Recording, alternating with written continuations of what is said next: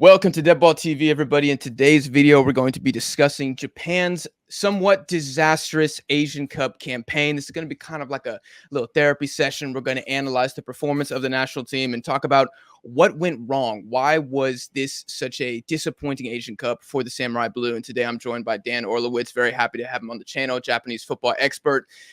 Dan, I'm going to ask you a pretty broad question here to start, but I think it's going to get the juices flowing. You can answer this however you want. You can go on a 5-minute tangent if needed. What went wrong for Japan at this Asian Cup? What didn't go wrong? So I think that this was such a weird way for Japan to drop out of the Asian Cup. It's funny because I covered the 2015 Asian Cup in person in Australia, where they went out in penalties to UAE. And I think it's almost very similar in that was a game where Japan looked good to start with, but then over the course of the game, you saw them just sort of lose their confidence, and they just didn't have that killer instinct. And that's what we saw in this quarterfinal against Iran, is that they looked good in the first half. Hajime Moriyasu got the opening goal. Iran are a tough opponent, but Japan were handling them pretty well. But then just things fell apart in that halftime locker room, and Japan just did not look confident in that second half. And Iran saw that, and then they took advantage. And I think you can point to individual player performances in terms of, well, Ko Itakura did not look good all day. The fullbacks were not having one to remember, and I think a lot of the blame can be placed on Hajime Moriyasu, the head coach. He's very much a feels and emotions type of manager. That's always how he's been, and I don't think that that's quite what was called for. I think he left a lot of the decision making to the players, and you saw that in comments from Morita after the game, where he just didn't feel like they had direction or a clear vision in terms of what they were trying to do. So that's what happened in the context of 90 minutes against Iran. And of course, the backdrop to the game was the Junya Ito situation, him having to leave the squad because of the sexual assault allegations that were reported in a tabloid. There has been a criminal complaint filed. They're investigating. I don't want to get too into the weeds on that, but the fact that the JFA announced that he was leaving the squad, and then they walked that announcement back because his teammates wanted him in, and then the JFA president Kozo Tashima sort of overruled that decision and said, yes, he is leaving. So there was a disconnect between the team management on the ground and JFA management in Tokyo, which didn't really give a good sense of the FA protecting the team and sort of protecting the players. And I think there's a big disconnect there, and the fans are not at all happy with that. So that's the sort of the wild card of this game, is that we'll never really know what could have happened if Junya Ito had stayed with the squad and kept playing, because his teammates certainly wanted him there. And it just, a circumstance like that is not the way that you want to go into such an important game. And so he'll always be a what if. Kaoru Mitoma starting the Asian Cup injured and only started to come on as a sub from the knockout stage. Again, if he's healthier, does he have a bigger impact? If Moriyasu had picked another player, would that have been better? If Kyogo Furuhashi had been in the squad, would he have been able to do more? So there are so many. It's so frustrating, because it's like, yes, you can critique performances, but there's so many other what ifs that it's so hard for us to holistically evaluate this Asian Cup campaign, except to say, well, they were very much favorites. On paper, they had a strong squad, but in reality, it just wasn't there. Do you feel like, without going into the whole allegation thing, but do you feel like the Junya Ito omission is a bigger deal than most people think? And I ask that question because Junya Ito is not exactly like an international star. Like, I know Junya Ito because I watch Japan, and I've seen Junya Ito put in performance after performance for the Samurai Blue, where if he's, I said it before on the channel, if he's not the man of the match, he's like the runner up, or he's always like seems to be a top 3 candidate. I mean, he got 4 assists in 1 game in a World Cup. I mean, the dude is unreal, but he's not super popular. So I feel like some people might kind of know him because he's used to have like cool long blonde hair, but they might not know how important he was to this team. Like, do you think that omission? Do you think it's a top reason why Japan did flop ultimately at this Asian Cup? They didn't have one of their star guys. Well, I think that we looked at, so obviously he was involved in the group stage, and he sat out the round of 16 game against Bahrain. He watched from the bench, but yes, I think that his impact on this squad is immense. And yes, he may not, in Japan, he is fairly popular. He is not necessarily the star level of Takumi Minamino, Kaoru Mitoma, Wataru Endo. He doesn't have quite that star power, and part of that is because he does play in France and not in the Premier League or for a top Bundesliga club. But he's, in the context of the national team, widely considered to be one of Japan's top players. So to not have him for the Iran game was immense.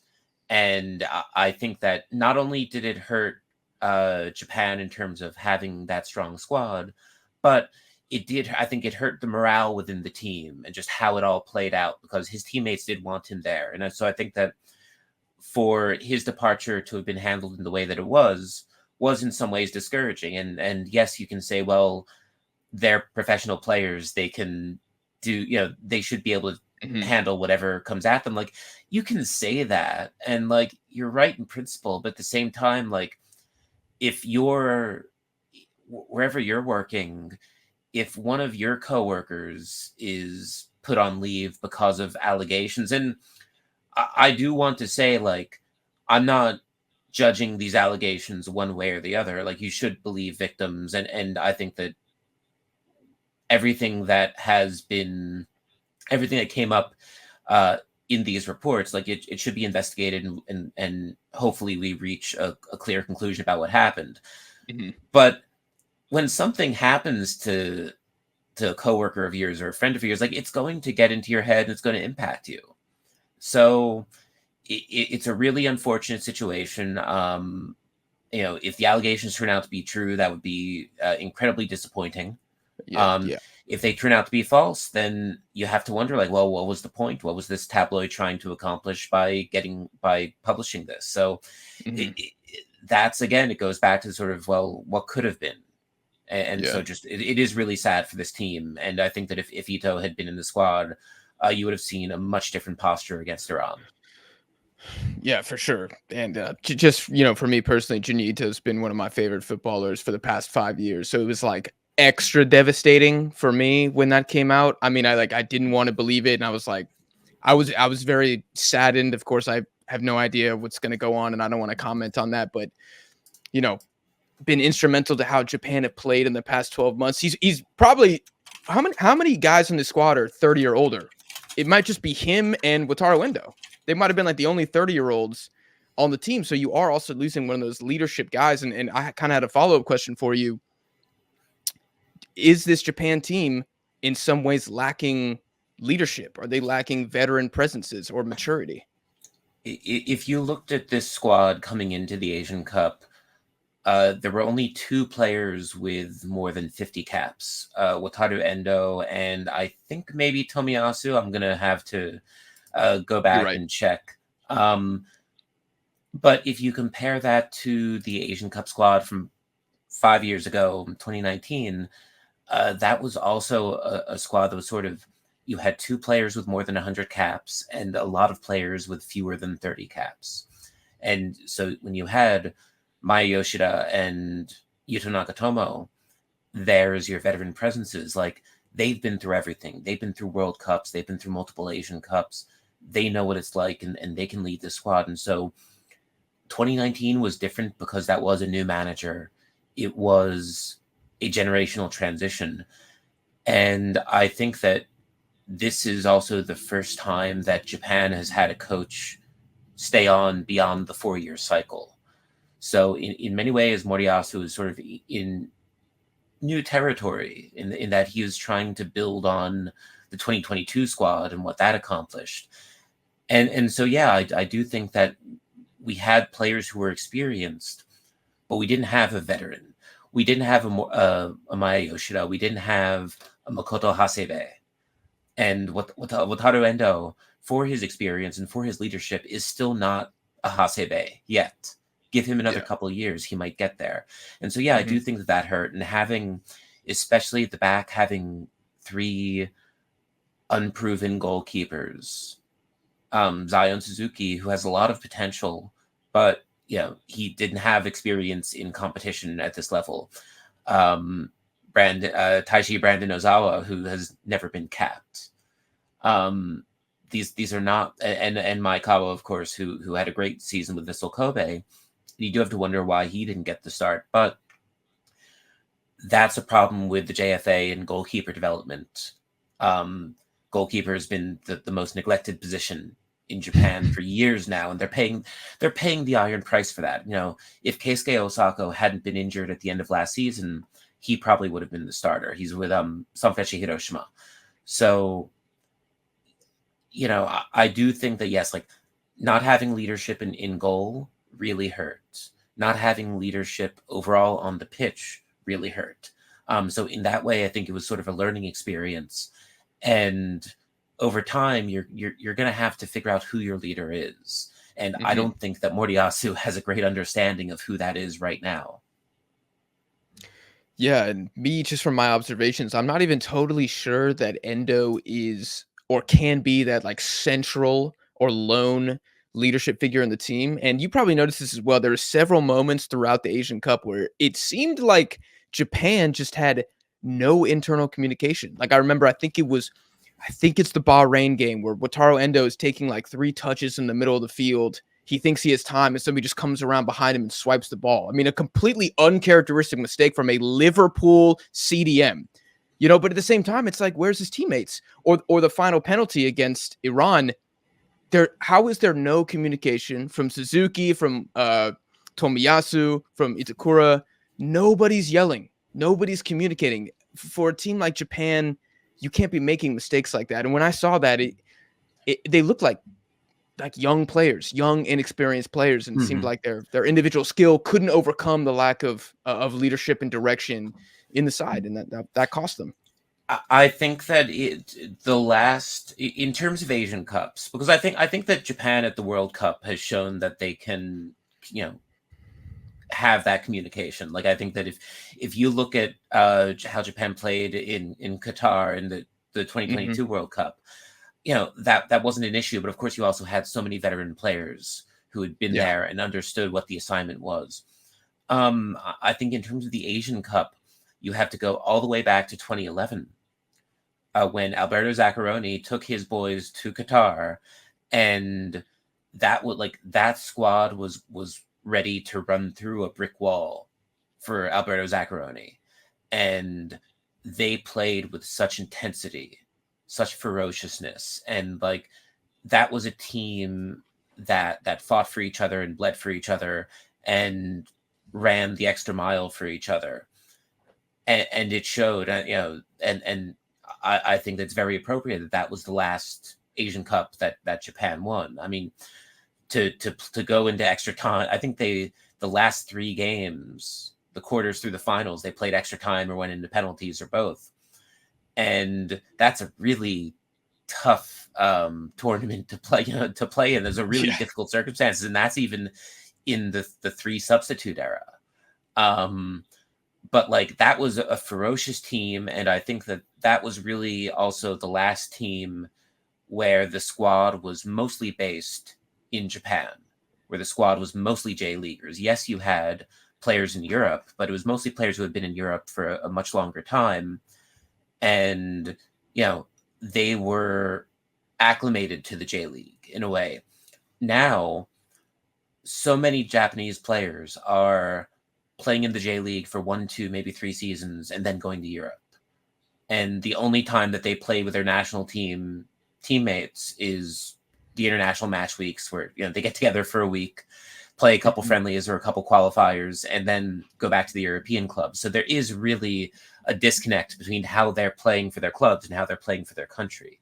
And I think that, as you say, there's just the lack of communication can really hurt. And I think that falls on Moriyasu for not improving that communication, because his communication with the players also definitely seems to be off. You can see that Mhm. they would be on the sideline, the players would be talking, and Moriyasu would kind of be off to the side writing in his little notebook, trying to solve the New York crossword, the New York Times crossword. But like, Yeah, Sudoku. Yeah. yeah, doing his Sudoku puzzles. But like, it's that has to change. You can't create a world class squad with that lack of communication. You're totally right. Is this Japanese squad known for being a close group? It's weird. I mean, I don't think so in a way. Like I think that the players have good relationships, obviously, but when I think of Japan, when I think of the Samurai Blue as a squad, like it's really hard to get a sense of what this squad looks like. Like I think that you can think of the individual players, but I think back to 5-6 years ago where you had Keisuke Honda, Shinji Kagawa, Shinji Okazaki, Maya Yoshida. Like there was an image there. Mhm.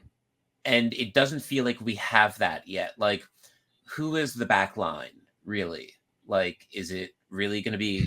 Is Koi Takara going to be the anchor of this back line? Is Hiroki Ito really ready for the is Sugawara ready? Like, you know Mm. we were blessed with having so many players in the 2022 squad and the 2018 squad who had been in the picture for so long, and they were established presences, and we don't have that yet. Like, nobody except for Endo, except for Mitoma, except for Minamino to an extent, like nobody has really locked in their spot in this team. Mhm. And we have 2 years to figure it out.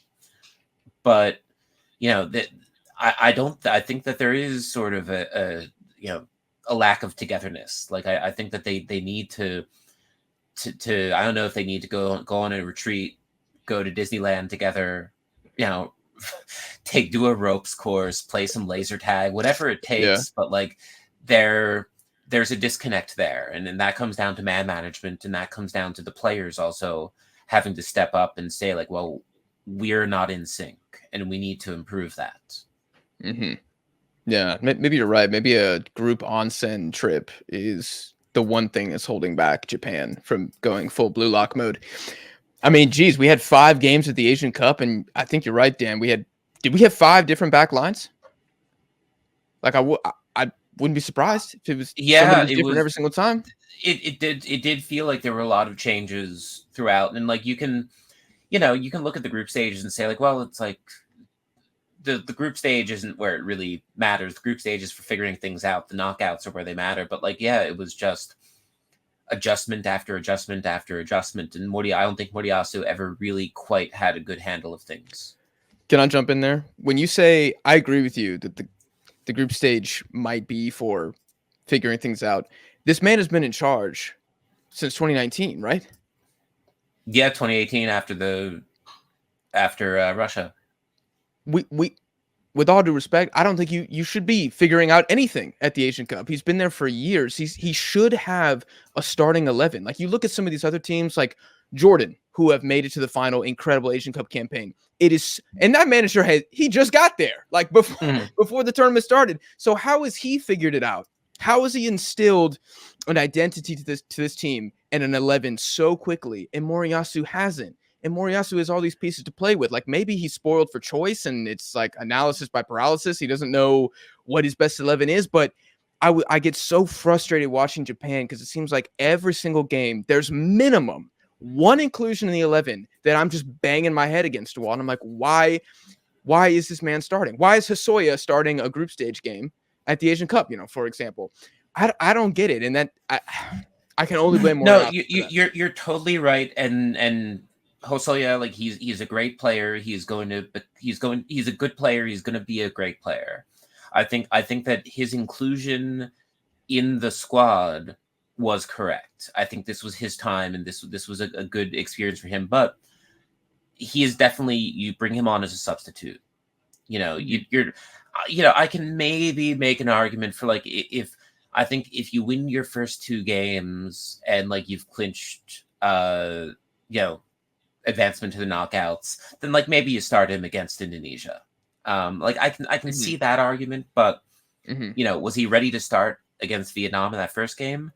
I totally agree with you. Like as far as Moriyasu and not really having a sense of where he is, again, he is very thoughts and feelings. The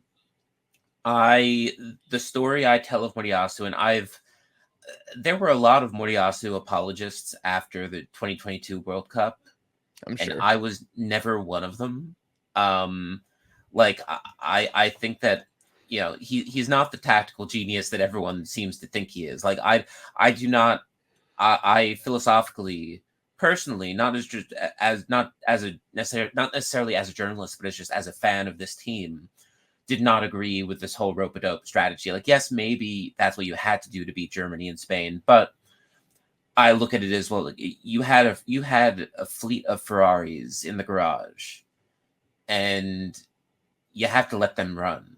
You have to let them open up, and I just don't think the Moriyasu has quite figured out how to do that. We did start to see that in the friendlies last year.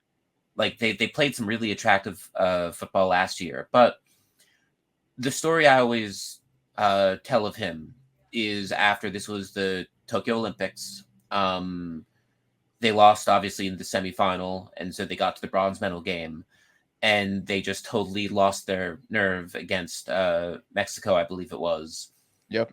After beating them in the group stage, after doing amazingly against them in the group stage, and they lost. And there goes another chance at a medal, and probably one of the best chances that Japan will have for an Olympic medal for a while.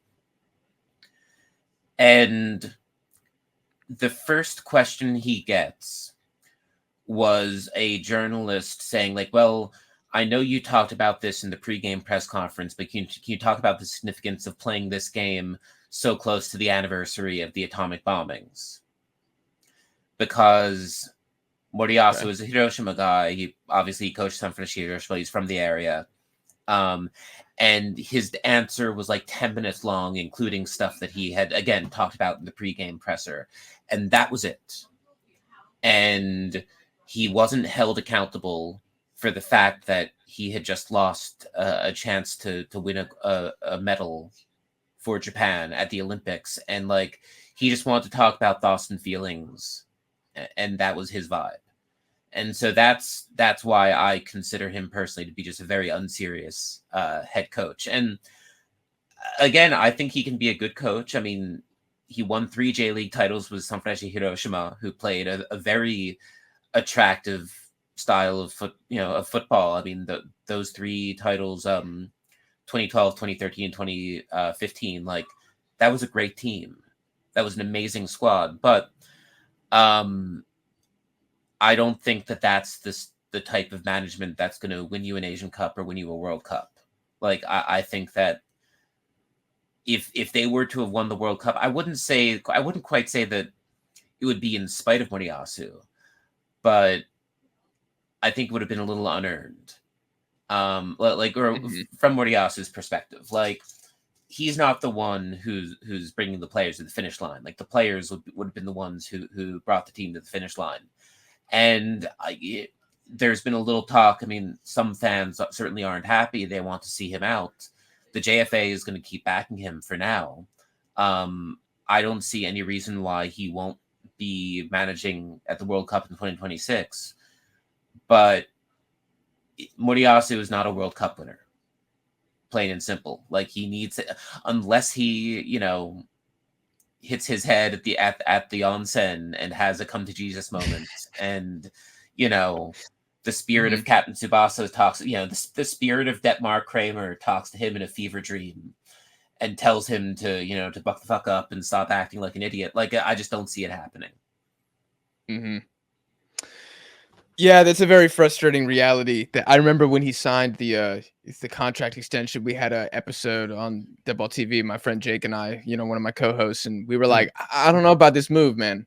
I don't know about this move. Like, this team is really good. Is this really the manager who can maximize the talent that this team has? And unfortunately, I think the fact that they do make a semifinal, even though they just beat Bahrain in the quarters and they lost 2 out of 5 games, which is quite frankly embarrassing for Japan. I just think on paper, you got to the semis, Or it's not a the sackable quarters. offense. It was round of 16 for Bahrain, quarters for Oh, Iran. excuse me. Yeah. Yeah, you're right. Quarterfinals. I feel like, he won a knockout game. It was against Iran that will, maybe quell the guys at the JFA, but I definitely would like to see Japan go another way. I think exactly. Like, I think that that's a very good point that we've just talked about how Japan did, I think we're talking about Japan losing the game more than we're talking about Iran winning the game. And all full credit to Iran. They had an amazing squad, and they really turned it around the second half, and they deserve the win. I think there are games where you say Japan beat themselves, and then there are games where you say that they were beaten, and this was a bit of both. So yeah, I do want to say that for any Iranian fans who are watching and may not think we're giving them their due, because they played phenomenally. How would you describe Iraq? Do you think they beat themselves, or do you think Iraq beat Japan? I mean, I do think Iraq deserve credit, like, absolutely, but I do also think that Japan beat themselves a little bit there. I think they beat themselves in the same way that they beat themselves against Costa Rica in the World Cup. Yeah. You know, like you want to give it's you want to give those countries credit. Like, why shouldn't I give them credit? Because I mean, they won the game, and they had to play well in order to put themselves in that position. But if Japan is playing the way that they should play, the way that they can play, and the way that they have played, they don't lose those games.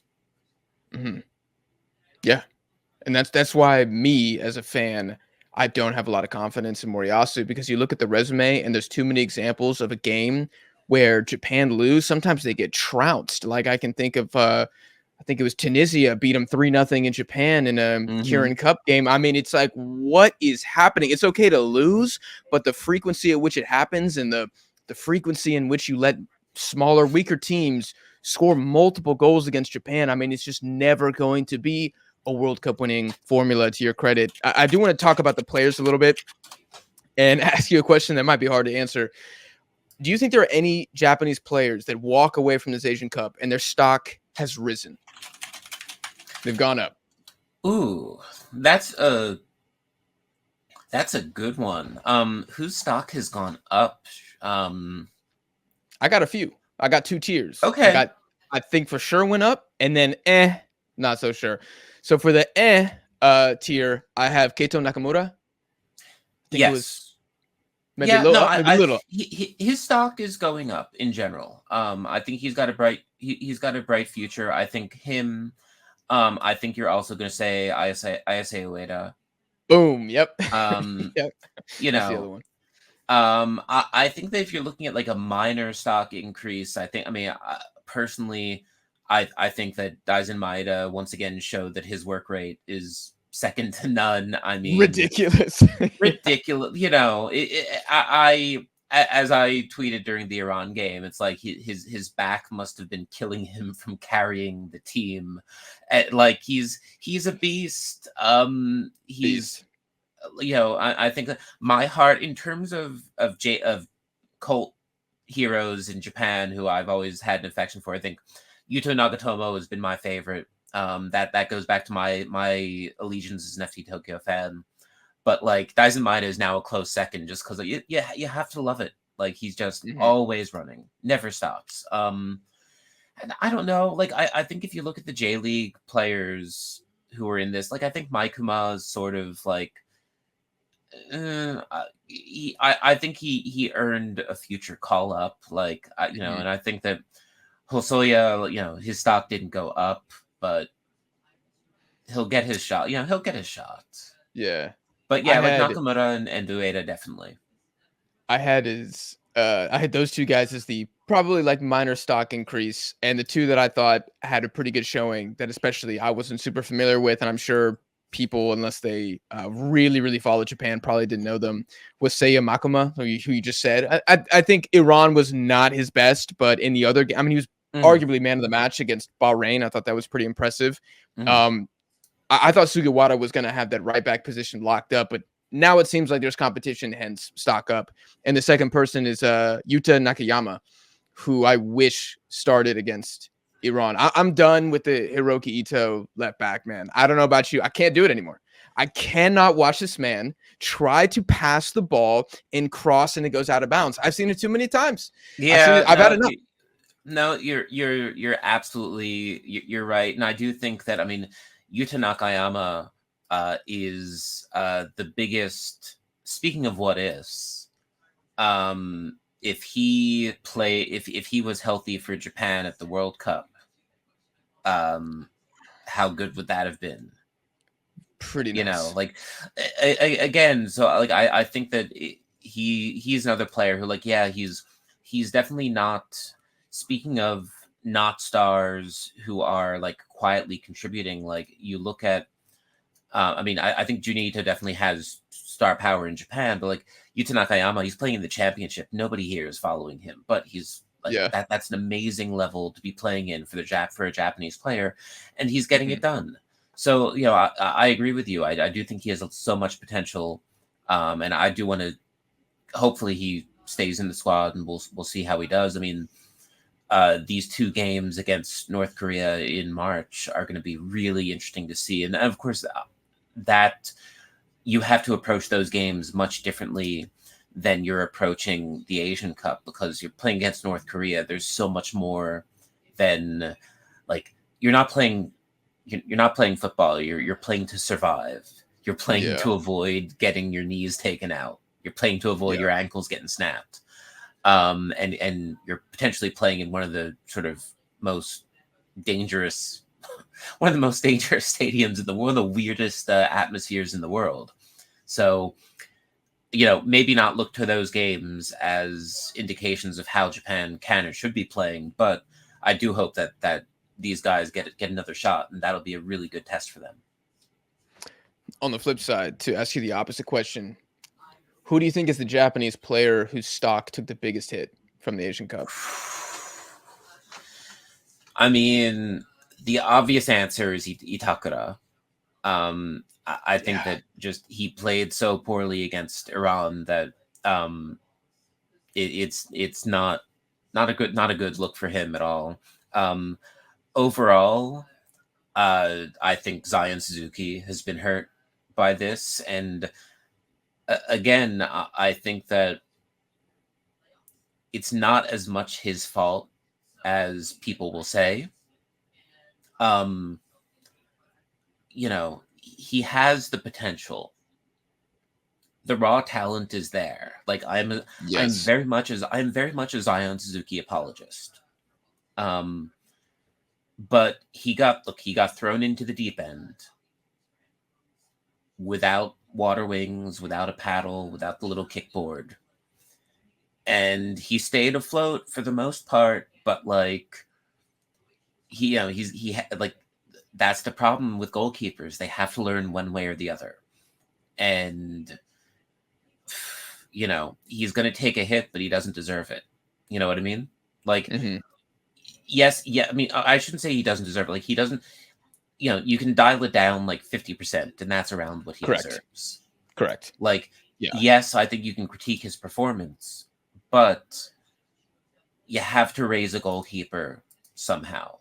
And Japan has such a strong potential depth at goalkeeper. You have Osako, you have Nakamura, if he can avoid concussions, which he seems to get every time he's sniffing a national team call up.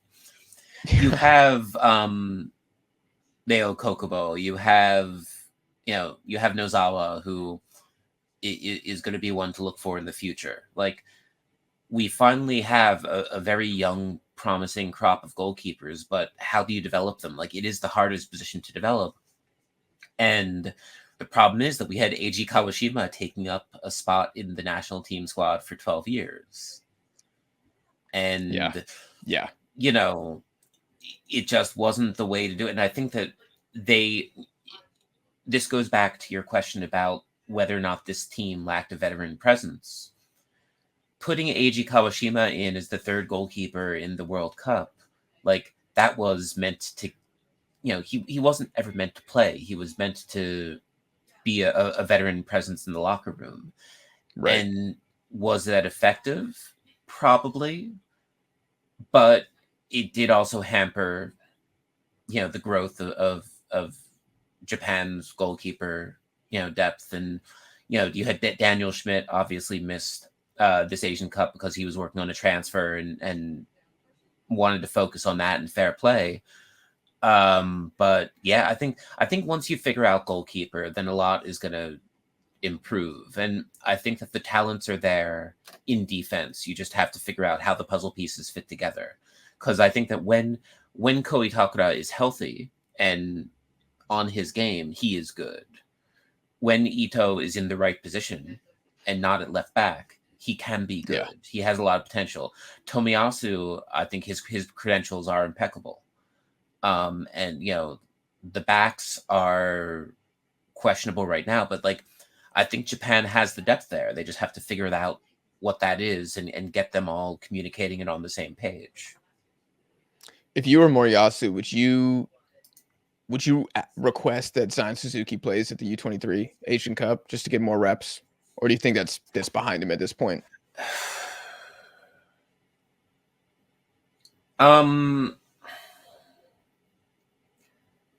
I mean, whoever is your goalkeeper at the Under-23 Asian Cup is going to be your goalkeeper in Paris, assuming you get the job done. And I think that whoever your goalkeeper is in Paris should be transitioned as quickly as possible to the goalkeeper on the senior team. So, yes, you have to, like that. That's where I'm coming from. So, okay, I think that he's going to have to look at how Suzuki does over the next couple months, and he's going to have to look at how Keisuke Osako does over the next couple months and make that call. Because you can't afford goalkeeper by committee. I think that's the biggest thing. And so, yeah, like, he's going to have to make a choice. It's going to have to be a tough one. You're going to give up some goals. You're not, everyone has to get used to not having clean sheets. But, like, yeah, I think that you're going to have to look at Suzuki and Osako unless Nozawa just has a screamer of a season and starts and gets starting time for FC Tokyo and does really well. I think it has to be between Osako and Suzuki, and come what may. That'll be interesting to see. I'm really curious what happens there. Just to close the loop on, you mentioned Suzuki and Itakura. I've always said Itakura, but I'll say Itakura from now on. Kind of sounds cooler. Other players that I think took a really big hit. Me personally, again, this is a player I rated very well or very highly, but I was disappointed in was Sugawara. I didn't think it was a very good Asian Cup. I think he deserves another chance for sure. Like, does he deserve to be benched for the rest of eternity? I don't think so. No. You tell me if I'm being harsh with this one. I thought Takefusa Kubo was disappointing. I expected more from him. Yeah, I don't think we thought. I think that Kubo is such, when we talk about Kubo, we sort of have to look holistically at, you have this wonder kid who had so many expectations piled upon him. And, going pro at like 15 or 16 years old and playing in the J League, playing in the J1 at such a young age, and then signing for Real Madrid, but then obviously playing for Mallorca and Real Sociedad, and he's doing amazingly in Spain. But as a national team player, I think that the expectation was that, like, yeah, he's going to get the number 10 and he's going to be the face of this squad. I think that Adidas would have liked that very much. Yeah. And the JFA would have liked that very much. But, you know, he's so mature as a player, as a person, and he has that quiet leadership about him. But can he be that man on the pitch? I don't know. And I do agree with you that he was missing something at this Asian Cup. And obviously he's got a spot in this squad as long as he wants it. Mhm. He's gonna, like, I would rather Kubo be in the squad and hopefully find his place than Minamino, who I don't rate. He's just No, so inconsistent, and he's like not good enough. he's Minamino is just gonna mean like oh He Minamino, should be a but sub. He should be a sub. He right, should be a right. sub. Minamino could be a sub, and I think we want Kubo to be the player who deserves a starting role, and I think that Kubo is good enough to be a starter. But I agree with you. Just something didn't click at this tournament, and I think that I don't know if that's on Kubo individually, or if that's on the state of the squad as a whole. Mhm. Yeah.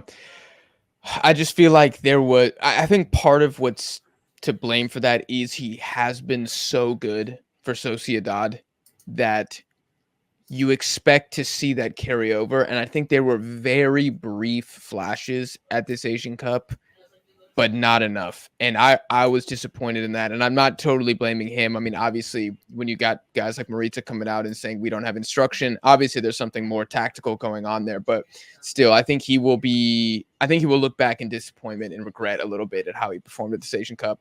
I don't want to take up too much more of your time, and I just have a couple more questions here, Mhm. and I'm gonna throw this at you. This from left field.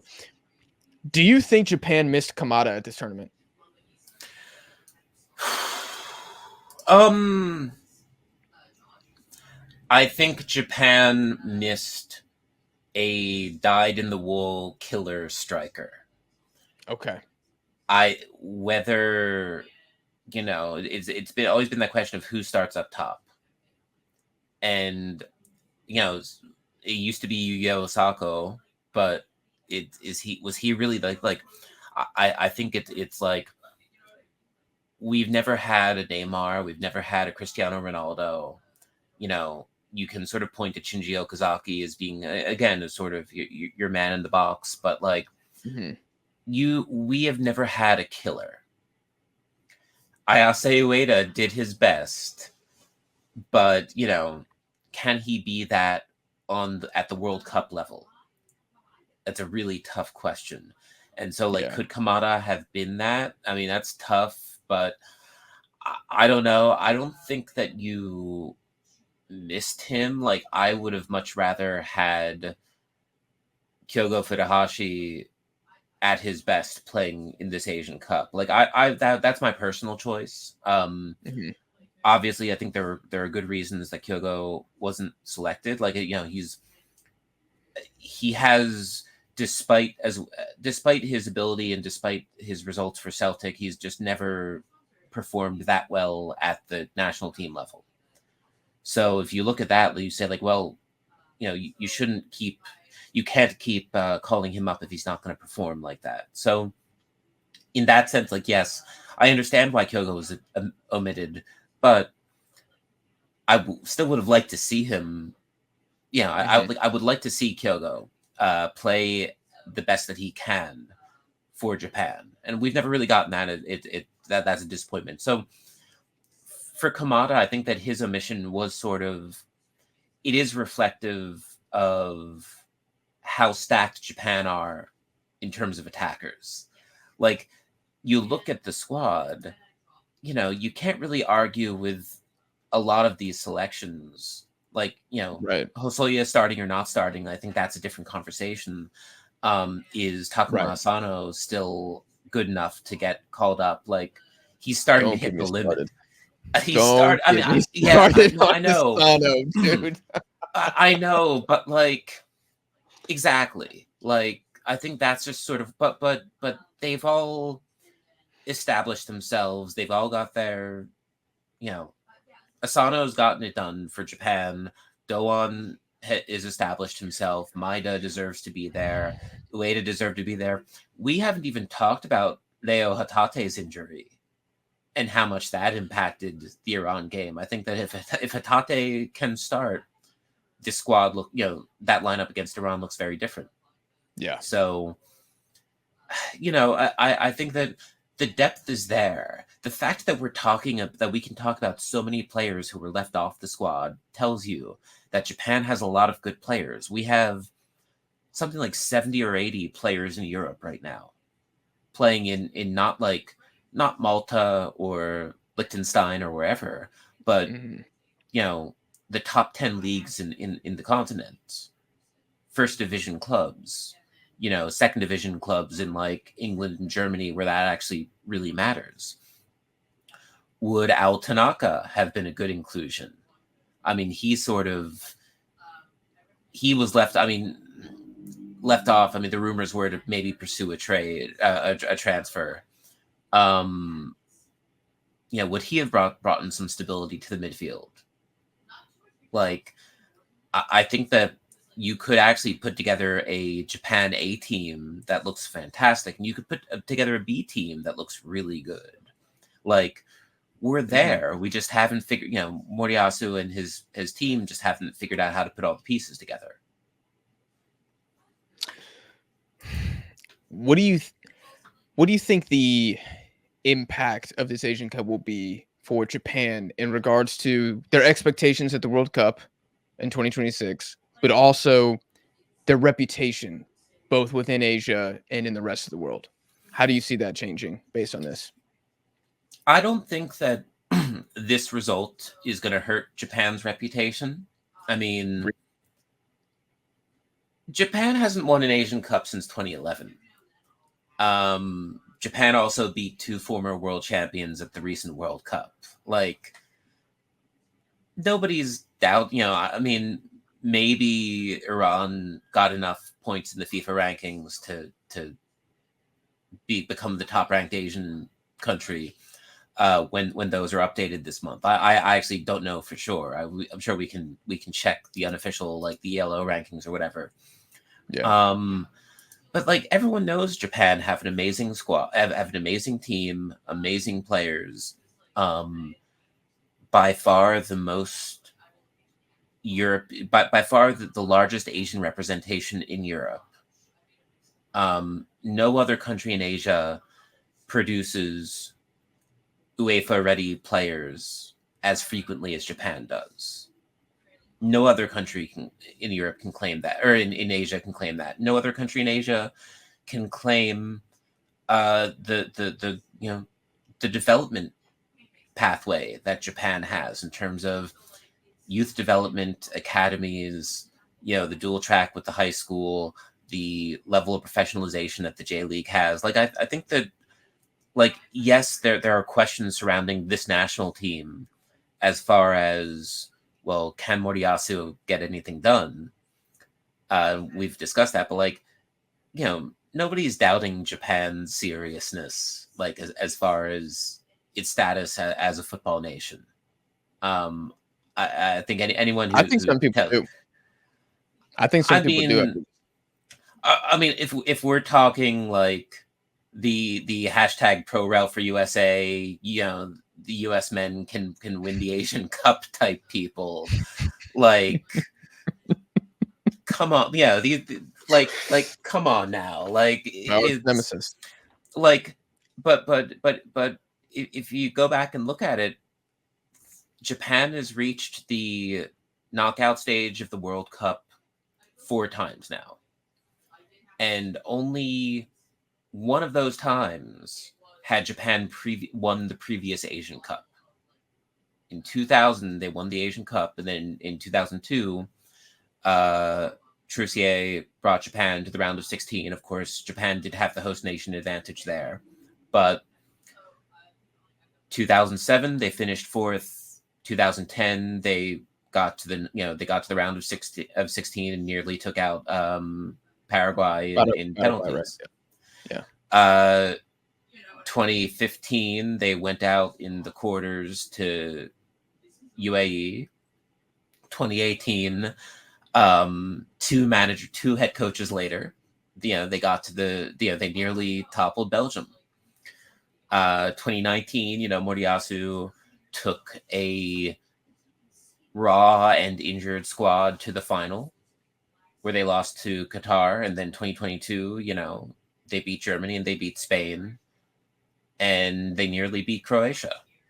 Like, Japan is fine, but I they mean, didn't though. Like I they hear what you're didn't. No, saying, no, but every no. Right, every right, single right, right, example, right. they failed to reach the You're next level. right, They right. haven't made the quarters. Yeah, and I think that's like a bigger conversation. I mean, I think the question now is, what will it take for Japan to get to the quarters? And the calculus of the 2026 World Cup is so different because of the expanded number of teams. Mhm. And you can't even really game it out, and that's maybe a conversation that we can have next year, or when qualifiers are done and dusted, and we know what the groups are going to be. The biggest problem from my perspective is that because Asia has so many spots in this World Cup, it is so much easier for Japan to qualify, and when those qualifiers mean less, then it doesn't put the pressure on the players that they used to have. Correct. When ahead of 2010, 2010, ahead of 2014, ahead of 2018, ahead of 2022, we were always we were always grouped with Australia. Mm-hmm. And that's, when it's you and the Socceroos, you know that you're the top two teams in the group. And it's really challenging and of course, Saudi Arabia were in there for the previous cycle, but like, that's really, really, really challenging. And that, like, either both of you are making it out, or one of you isn't. And Right. so in that sense, like, there's less pressure, which it's good in some ways, because I think it does give it should, in theory, give Moriyasu more freedom to experiment and to find his squad. But he has to find it.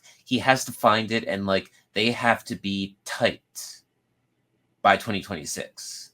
That's the challenge. And I think Moriyasu, we've sort of talked about that. I'm not going to relitigate our earlier conversation. What I'm curious about is how the JFA is going to change from March, because, of course, former national team star Tsuneyasu Miyamoto is in line to become the next president. And that's basically been approved, and that transition is going to happen in March. So I'm curious to see. I mean, Kozo Tashima is not at all a popular president among Japan supporters. And When I did think he? When was he elected? 2014. I think he's been around for the full 8 or 10 years. But Okay. actually, yeah, I think 2014 or 2015. But like, this is the end of his, his 2 terms. And Miyamoto, I think you have a younger face, someone who has much more recent international experience, FIFA Masters graduate, a player who played at the World Cup and coached Gamba Osaka, not really successfully, but he has that managerial experience, and I think that he will hopefully bring a fresh perspective. And I think that Tashima had one of the things that went into Ito leaving the squad was that Tashima was worried about the impact on the JFA's partners and sponsors, because who he said were concerned, and how much of that is him thinking way ahead on that issue before he really had a sense of what the players were thinking on the ground, and how much of it was just him sort of being a little cynical about the whole thing. Like, it was sort of representative of how his tenure has been as president. Like, he's very sort of he's a politician. He's a football guy, but he's a politician first and foremost. And that's how he's managed the JFA. Like, he's he's the guy that you go to if you need it to get a deal done with a handshake. Right. And hopefully Miyamoto comes at it with a different perspective, and we'll see who he brings in and who rises to, you know, the top position as technical director and that sort of thing under him. But you know, I'm still bullish on Japan. You know, I think that this was disappointing, but like we're over it in a way. Like, are we as over it? Are we No. more over it than we should be? So when I say we, I'm talking about Japan supporters in general. Like, you know, the J League is starting in 2 weeks. I think that nobody's opinion on Moriyasu really changed. Either you didn't believe in him or you're ride or die for him. And I think the didn't believe in him crowd is a little bigger. But unless they lose against North Korea, you know, he's staying in the seat. I don't know what it takes to get him out of the seat. Like, it might be something as disastrous as failing to qualify for the World Cup. But again, I can't see it happening. Yeah. So I think it really is going to depend on how the team plays and whether the supporters you know, if the supporters really start voicing their displeasure with how the team is playing, even if they're getting wins, there might be more pressure. Like, you know, I think we're going to have to wait and see how things go over the next 12 months. I see what you're saying, but I feel like, especially for the international audience, you need to demonstrate success. And whether it's fair or not, success is often trophies. And Japan, Mm. again, failed to win the Asian Cup. And like you said, they haven't done it since 2011. I feel like if it was a situation in which Japan, and this is one of the games under Moriyasu's tenure that disgusts me the most, is the Croatia match, which I think Japan should have gone for it. They were the better team. Croatia had one chance, score one goal, and then it's just a stalemate until pens. Which, why you're trying to play against the penalty gods themselves, why you're trying to play and get Croatia to pens, I have no idea. I'm not sure that was the strategy I would have used. But my point is, you either need to win your international or your confederational cup, or you need to make noise at the World Cup. And round of 16 is no longer qualifying as making noise for Japan. That's making noise if Panama do it. That's making noise if Venezuela do it. That's making noise if maybe Saudi Arabia do it. It's not making noise for Japan anymore. And so that's my concern here. Is I'm looking at this team and it's like it's close, time and time again, not good enough.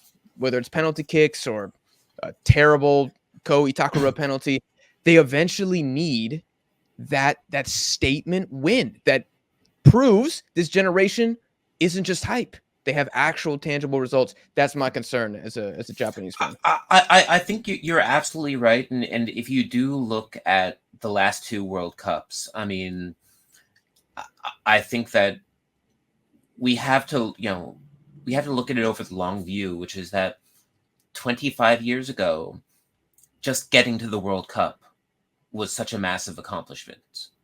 Yeah.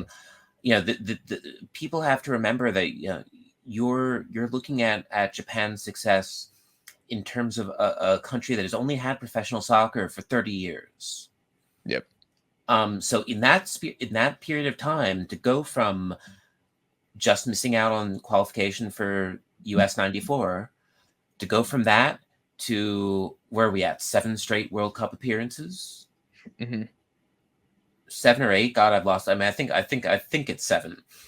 4 knockout stage appearances, and not just 4 knockout stage appearances, but, you know, each knockout stage appearance sort of has gotten better.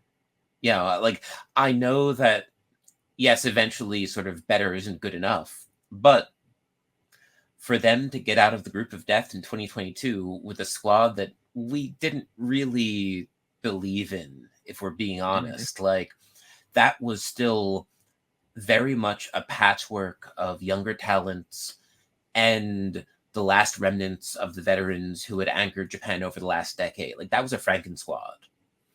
Yeah. And so this cycle is the first cycle where it is a new Japan in a ways. And so in that sense, there are going to be growing pains. And so I think that is why Japanese supporters aren't necessarily as stressed about this. I think that they international fans who follow Japan, like, you guys are, I'm using you guys very broadly, but like, you're seeing the Asian Cup and the World Cup, and that's really it. Like, we're seeing we're looking at Japanese football's development from the J League all the way up. And so I think, like, we're just looking at it from, our rubric is a little different. But in principle, I agree with you. Like, I think that in 2026, getting to the quarterfinals and beyond in 2026, like, anything less would be a failure. Like, I'm totally with you there. And I think that that is how Japan have to approach this. And I think that we have the players to get there. It's just a question of, well, do we have the coach to get us there? And that's maybe a bit more complicated. Yeah, I think it's the curse of maybe somewhat like Japan's economy, where it's like the growth has been so extreme, which is a great thing, but with that comes the expectation. And all I want to see as a Japan fan is, another Asian Cup trophy on the mantle, or I don't know if they get invited to the Copa America, make a deep run in that tournament, deep run at the World Cup, just again to validate the hype and the true potential of this team. Dan, we are out of time here. I really appreciate you talking Japan with me for the last hour here. Just real quick before we sign off, can you just tell the audience where they can find you and your work? Find me on Twitter is where I'm super active. Blue Sky less so, but I'm trying to get to increase my presence there as well. But you can see it underneath my name at Aishiteru Tokyo. I have this year started a new Substack newsletter where I'm trying to sort of highlight interesting stuff going on in the Japanese sports business world and sports world as a whole, not just soccer, but also other sports, because it's an amazing, amazing sports community and an amazing industry that Japan is developing. And I think more people should be taking note and paying attention. You can find that at danorlowitz.substack.com. And those are the big ones. Yeah. Okay. I will make sure that I put your links to those down below in the description. Guys, go give Dan a follow. Check out his Substack. If you guys enjoyed this episode of the Deadball TV podcast and watch on YouTube, make sure you leave the video a like and hit subscribe so you don't miss future Asian footy content here on the channel. Or if you're listening on streaming platforms, please give the podcast a 5-star rating. Dan, once again, thank you for coming on. We'll see you guys in the next one.